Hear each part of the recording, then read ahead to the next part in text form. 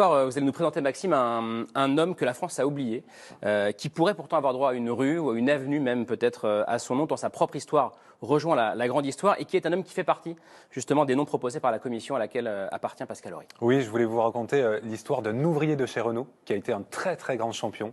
Et pourtant, les Français ne le connaissent pas. Il s'appelle Bouguera El Ouafi. Il est né en Algérie avant de venir en France pour être manœuvre à l'usine de Billancourt. Et à son arrivée à Paris, chaque jour, Bouguera, il décide de faire la route en courant. C'est son hobby, courir. Il fait 15 km quotidiennement et il excelle dans le domaine à tel point qu'il est repéré par la Fédération d'athlétisme qui décide de le choisir en 1928 pour représenter la France aux Jeux Olympiques d'Amsterdam. Bouguera arrive en total inconnu et pourtant. Bouguera El Ouafi porte le dossard 71. Il est loin d'être le favori. Au 10e kilomètre, il tient la 20e position. Au 32e, il est 3e.